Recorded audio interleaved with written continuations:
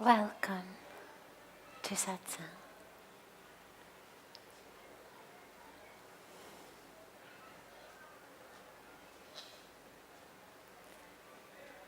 Starting, as we always do, with one of the questions that's come in advance from our internet-based audience, or rather, they're not based on the internet, they're based somewhere, they're just joining us via the internet and connecting through this beautiful gift of technology from all over the world. So since they can't be here physically, we begin with a question from them, and then we'll open it up to any questions that anyone here has. We have 2 microphones, so whichever's closer to you, feel free to just come up to the mic and share your question. But starting as usual with one that's come in advance.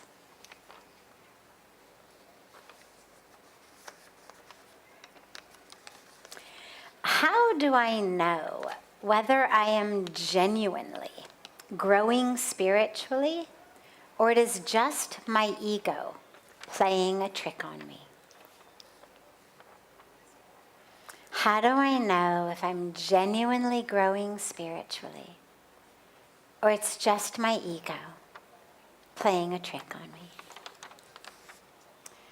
So, it's a great question, because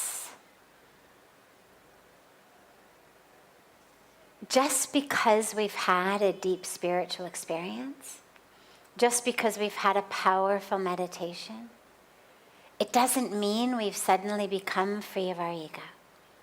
And what can end up happening, and it does actually quite a bit, sadly, is the ego comes in to the spiritual experiences and ends up kind of grabbing them and using them just as fodder for the ego itself. So let's say I've had this incredibly powerful spiritual experience, and it's made me realize that in the presence of the divine, I'm nothing. Nothing. Everything is God. Everything is God. Okay. So then I become really humble. And then you find yourself saying things like, I am the most humble person around. I'm so much more humble than this person is. You see the way the ego works. Or you have a spiritual experience, so you start meditating, and suddenly you feel like, oh, I'm so spiritual. Like I am the height of spirituality. And then you look down on people. What? You didn't meditate today? Really? You don't have a daily meditation practice? And we become like, the spiritual hierarchy. As though somehow, because you meditate, you're better. Because you've had a spiritual experience, you're better. And sadly, it ends up becoming just kind of the same game for the ego that used to say, I'm the prettiest, or I'm the most handsome, or I'm the smartest. Now it just says, oh, I'm the most spiritual. But it's the same ego. The same games of the ego. The same way we used to say, oh, he's so stupid. Now we say, oh, he's so unspiritual. Same games. Same ego.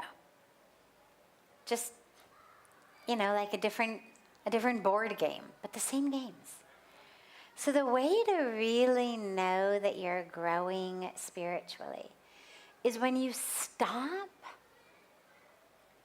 reciting sentences to yourself or to others that begin with, I am, fill in the blank, whatever it may be. So spiritual, so humble, great, doing this, doing that, whatever it may be. Any sentence that begins, I am. is going to be a sentence you want to avoid. And of course, we can't avoid it entirely. It's part of our human existence. But just notice, how many times do my sentences begin with I am? And similarly, how many sentences begin with they are? Like we're talking about somebody else. They are, fill in the blank. Anything negative, anything that sticks someone else in a box or with a label, that's separate from you, that's worse than you, that's being judged by you. These are ways to know that you have blessedly still a lot of opportunities to do work. That you're not going to run out of work to do anytime soon. And again, there's nothing wrong with that. Doesn't mean you're a bad person or that you're not spiritual. It just means, okay, I've had some powerful spiritual experiences, and I'm still in the midst of this human ego drama thing. And that's okay. I mean, it's so much better to know it and work with it than not know it. So measure your spiritual progress by, what do your sentences sound like? The ones in your own mind? The way you think, the way you speak? And also notice how frequently. Another good, kind of signpost along the way is how frequently do things upset you? What does it take for you to get really upset, really angry, to lose yourself, to criticize people, call them names, yell at someone, put them down? What does it take? How much does it take? The less it takes, the more work you still blessedly have to be able to do. The less it takes, lots of work, the more it takes. So you notice maybe that a year ago, you used to get angry at the slightest little nothing things. And now maybe you only get angry maybe once a week. So you're growing. You're growing. You're evolving, you're changing, you're expanding, you're deepening. Maybe next year it'll be only once a month. And then slowly, slowly you'll get to a place where you can't even remember the last time you were really angry. Yeah, daily life happens with its frustrations and its, trials and tribulations, and there's more traffic than you thought, you're going to be late. But nothing really deeply rattles you. You no longer find yourself losing yourself and later saying things like, oh my God, I don't know who that was. That wasn't me. I didn't mean it.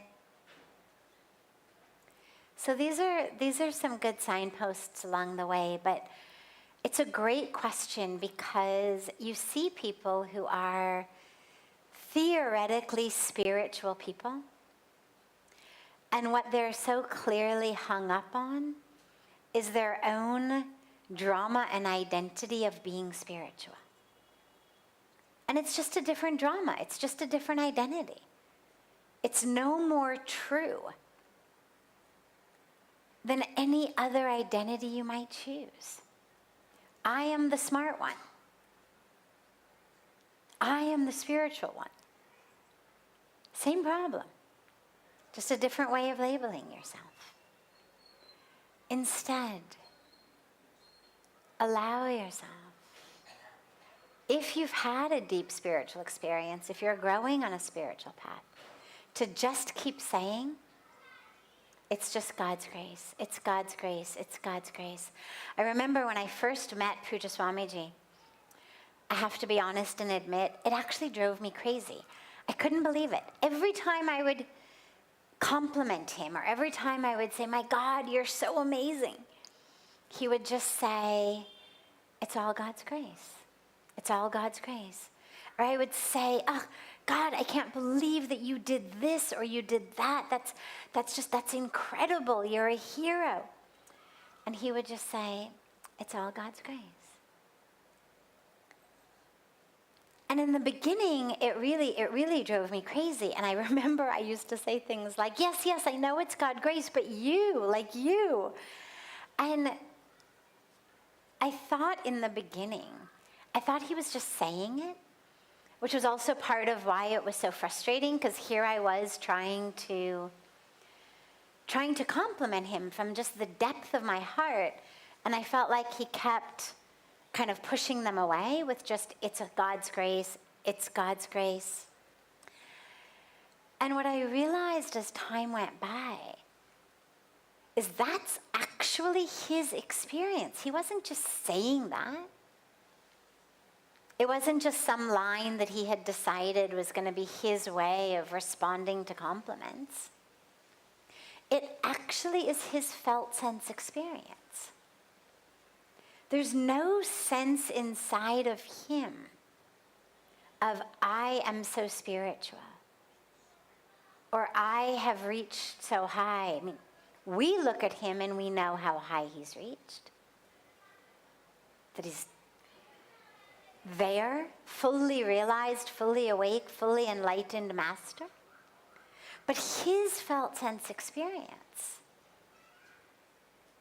is just, it's all God. It's all God. There's no I in there to either accept the compliment or reject the compliment. Because there's no felt sense of I as separate from God. It's just, it's God's grace. It's God's grace. It's God's grace. It's like if you go and you stand in Ganga and you get wet. And somebody says to you, oh, wow, you are so wet. That's so great. You'd say it's just Ganga, right? I mean, Ganga made me wet. I didn't do anything. It's all of the wetness is Ganga. That's the experience. I'm in Ganga, so yes, of course, I'm wet. But it's not my wetness. It's Ganga's wetness. And that's what actually happens when you get to that spiritual height, is it's not my greatness. It's God's greatness. Like the wetness is Ganga's. So as you're walking the path, just allow yourself to keep remembering, it's just God's grace. It's just God's grace. You had a good meditation, it's God's grace. You had a spiritual experience, it's God's grace. You could help another human being or living being, it's God's grace. Somebody appreciates you, recognizes you, praises you, it's just God's grace. It's just God's grace. And allow that to become your experience. Again, it's not just a line to say. But ultimately, that's the experience to have, is it's not about me. It's just about God. If you put a sponge in Ganga and it got wet, you'd never say, oh, what a great sponge. It's all full of water. You'd realize it's just a sponge. The water is Ganga. Same way. We're vehicles, we're instruments for God's grace. However much we are able to contain, channel, share, manifest, it's all just God's grace. So let that start to become your reality.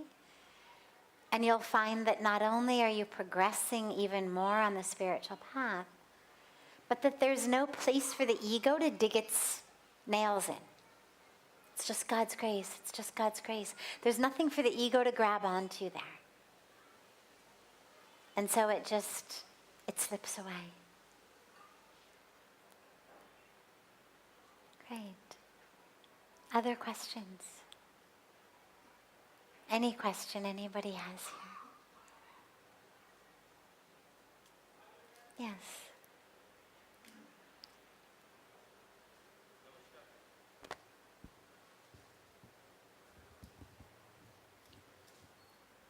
I have got shifted myself in Rishikesh. I'm sorry, say that again? I got shifted myself in Rishikesh. Okay. So I need to start a spiritual journey Beautiful. here in Rishikesh. So what are the steps or the schedule that I need to follow, or the one book that you would suggest that will guide me through my spiritual journey? Thank you. Great. Welcome to Rishikesh. It's a beautiful blessing that you were able to shift here. I would focus your daily schedule around Ganga.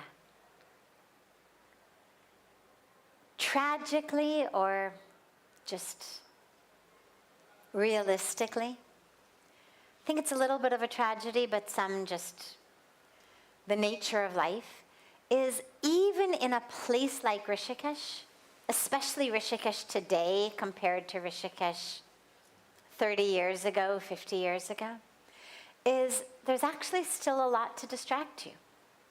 If you have a tendency toward shopping, gossiping, wasting time, you can absolutely find plenty of ways to do that here. You can find plenty of people to do that with.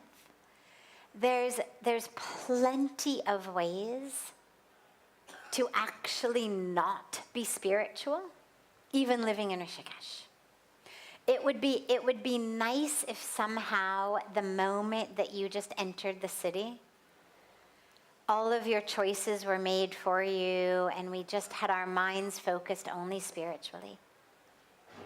But people are people and the human condition is the human condition. And so even here, if you are drawn to, attracted to people who are gossipers or partiers or time wasters or whatever, you'll be able to find plenty of them here. So if I were you, what I would do is I would focus my daily schedule on Ganga. Morning and evening, at least bare minimum. Get out to Ganga in the morning. Bare minimum, go and do pranam. Can you also have a snan? Can you also do some meditation on her banks? Begin your day like that. And then at the end of the day, like we end with the arati, just allow yourself at the end of the day to again come and be with her. Let that be like the bookmarks for your day. It'll change how you live the day, and it'll change how you sleep in the night. And of course, how you sleep impacts how you live the next day. How you live impacts how you sleep. So suddenly everything will get shifted. I then would also ask yourself, okay, I'm in the land of yoga, Yog Nagari. What can I do to make my every minute and every moment yoga? Doesn't just mean, okay, can I, join the yoga studio down the block, but can I actually allow myself to find a way to engage every minute, every moment in some type of karma yoga? Now, you may still have a job here, so that'll take up some time. Other things will take up time. But can you make every minute, every moment conscious, grounded, anchored? So you're mindful of your actions. Every action is in some way connected spiritually. And find some seva to do. There's so many seva projects that are going on. We're running a bunch. Other organizations are running. There's so much that's needed here. Find some way to help out. Even if it's just on your own, even if it's just with an empty bag and you spend an hour a day picking up trash from the banks of Ganga. Whatever it may be. Find some way to give back to this land, to give back to the people of this land, to give back to Ganga. And in terms of one book, there definitely is not just one book. I mean, there's so many, it depends on so much. But,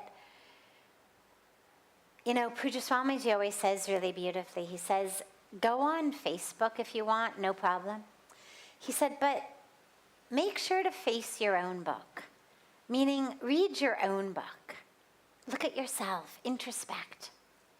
So I would say as far as on a spiritual level, Rishikesh is full of beautiful spiritual bookstores. There's so many beautiful saints who have actually lived here. Much of it in English. If you read Hindi, you've got an even wider selection of things to choose from. Choose whatever calls to your heart. But then also make sure that you're reading your own book. It's a beautiful first step to relocate the body. But you've got to also relocate the mind. Shift your mind into a more spiritual way of thinking. And so ask yourself every minute, every moment, everything you're doing, is this in alignment with why I moved to Rishikesh? Is this in alignment with the spiritual life I'm looking for? And slowly, slowly, you'll build your day. And you're welcome, of course, to join us here every day. We have a beautiful morning fire ceremony. Join us in the morning for that. Join us in the evening for Arti and Satsang. If you are not working in the day, join us for the yoga, meditation. There's so much. And slowly, slowly, your own schedule will build. But allow it to be in alignment with why you came and the energy and the power of this place. Ask yourself, whatever you're doing, is this leading to a greater purity of mind, a greater purity of heart? Is this action an act of surrender? And if not, that's okay, but then just change it so that all of your acts become that. And you'll find that you're growing more and more deeply. Beautiful, and welcome. Other questions? Yes.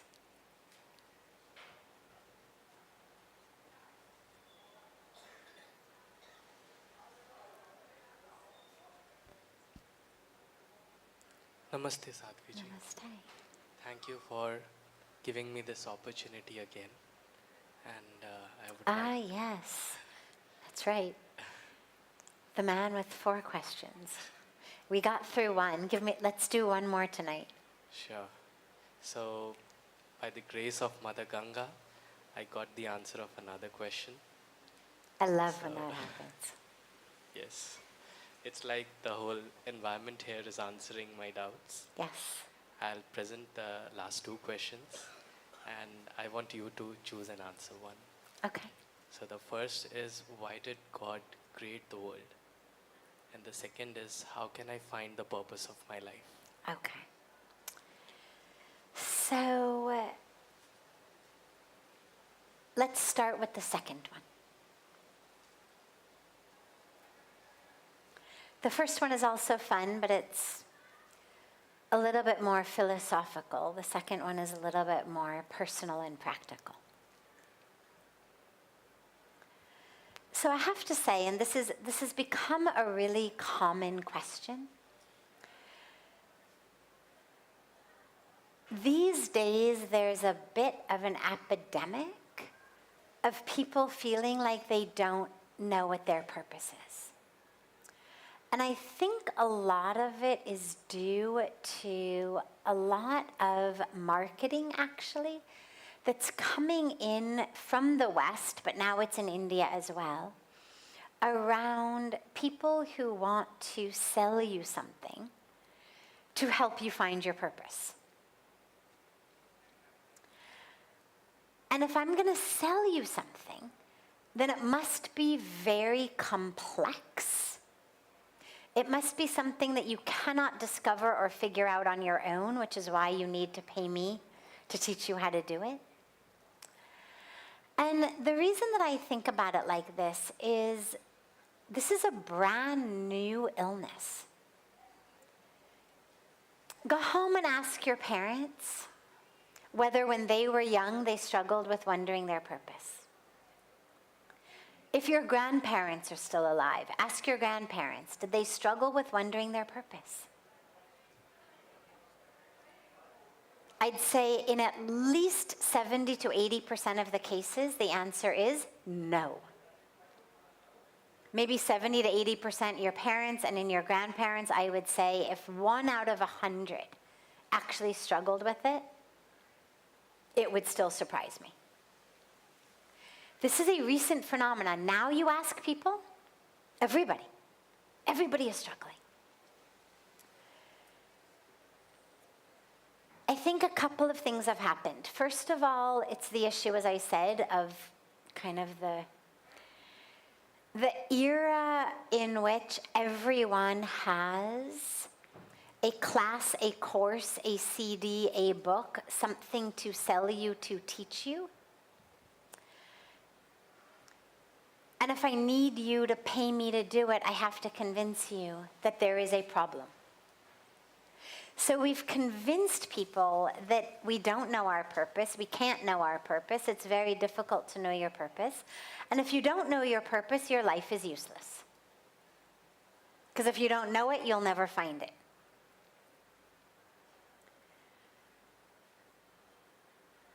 The other issue, though, that has led to the problem is actually a beautiful blessing, which is that if you look at the career choices that people have today, the number of options that you and your generation have to choose from, it's really almost infinite. I mean, we could sit here all night making a list of the different types of jobs you could have, and we wouldn't even get to all of them.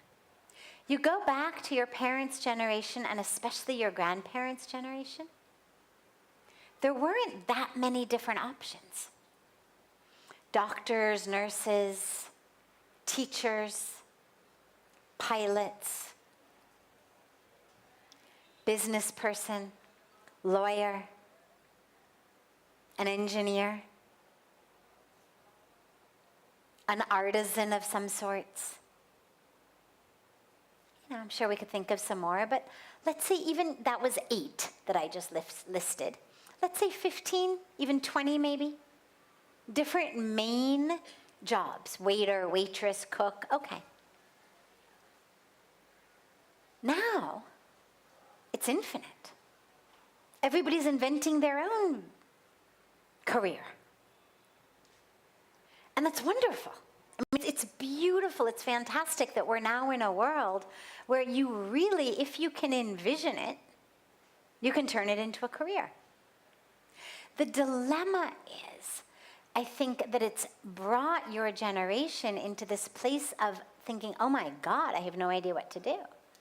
I mean, if you've only got to decide between being a doctor, or a policeman, or a fireman, or a pilot, or a cook, or a teacher, or a lawyer, it's a lot easier to figure out kind of where your individual skills and abilities and characteristics lie. Now, there's no end. The other issue is that a lot of the jobs now have become much more things that are people's entire lives. Entrepreneurs, for example, they're not working 9 to 5. right? It's their whole life. They're thinking, they're creating, they're inventing, they're building, they're manifesting, they're all of these things, and it's wonderful. But when you had a job 30, 50, 70 years ago, that was just a job. You went in the morning, you came in the evening, hopefully it was something that fulfilled you and, benefited others. But then people found purpose in other ways also. With families, with their communities, they'd volunteer once a week, they'd go to church or temple or whatever it was. And they had kind of meaning that came from my family relationships, meaning that came from my work, meaning that came from my religion. And there it was a good life. But now we've got this bar that has just skyrocketed of like, if you, every minute of every day, do not feel like you are living to your absolute highest creative potential, you're somehow failing yourself. And I think that it's a really great disservice that we're doing, because the only thing that we need to be living to the highest every minute and every moment is truth and love. Even a tree does not produce 365 days a year.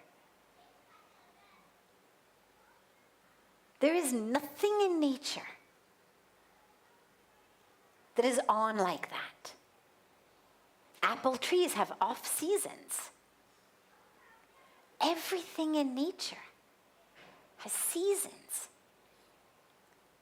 But we are somehow expected to be at this heightened state every minute, every moment. Full on passion, full on purpose, full on creation, manifestation, achievement. It's not only impossible, it's inhuman. It's unnatural. And I think it's really detrimental. What we need to live every minute, every moment is our highest truth and our highest love.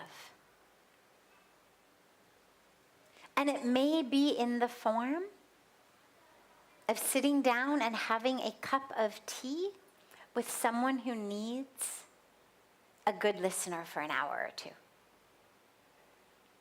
And it may be walking through nature with your bare feet. And it may be making sandwiches that you're going to go out and give to the poor. And it may be entering data in whatever your job is that you do from 9 to 5 so that you can have extra time to do your different hobbies. There's nothing that you cannot do while living in your highest truth with love, as long as it's ethical, as long as it's nonviolent.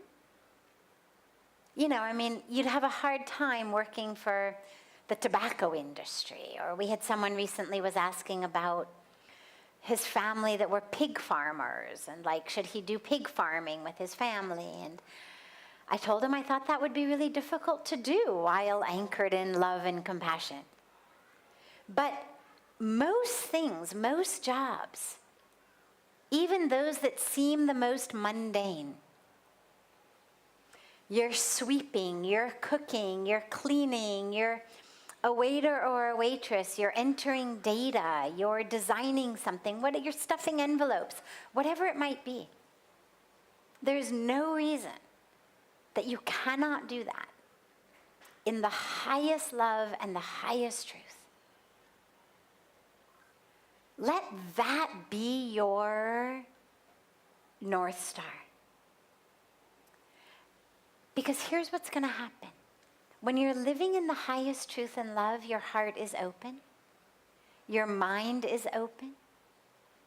And you are open to the voice of, the calling of, the signal of your own intuition, which is God speaking through you, the universe speaking through you. And so as and when there are things you need to be doing, changes you need to make, turns you need to take, you'll take them. But the meaning is not going to come from just finding the right career. This is the biggest myth, and again, I think the biggest detriment that we're doing to people these days, is leading our youth into thinking that if you just find the right career, it's going to bring all of the meaning to your life. Not necessarily. Not necessarily, because that which brings meaning is not always that which puts food on the table. The definition of a meaningful life is not always that which puts money in your bank, which means you're going to have to do something to get money. If what brings you the most meaning, the highest purpose, is creation of art, creation of music, gardening, bringing life to whatever it might be, well, chances are, unless you are one of the very, very, very tiny minority who actually get paid for their art or their music, you're going to also have to do something to put food on the table. And that's okay. Your career does not have to be your highest purpose. It can be, and some people find that, and that's beautiful. But don't hold yourself up to that standard that if it's not lucrative, it can't be my meaning in life. You may find a way to make money so that you can do that which is your purpose the rest of the time. Lots of people do it like that. Main thing is, stay focused in love and truth of you. Stay focused in that. And when you do, then you will be open. You'll be open to calls, you'll be open to signs, and you'll be open to opportunities every minute and every moment to share with people. Because actually the highest purpose comes and greatest meaning comes when we share. We share what we can do. We share it with one person, we share it with 10 people, we share it online, we share it in some way. And so you'll find these opportunities to share. And again, it may be a kind word. It may be something artistic, maybe something impactful in some way. Something in writing, could be anything. But you'll find it. And again, realize it may not even necessarily only be one thing. It could be 10 different things. But don't let yourself get caught up in this idea that somehow there is one thing and you move through the world with like a fishing pole looking to hook on to that one thing that's going to be your meaning, your purpose. Find it in every moment, every minute, through connecting with that truth of who you are, which is divinity and love, and then sharing that. Beautiful.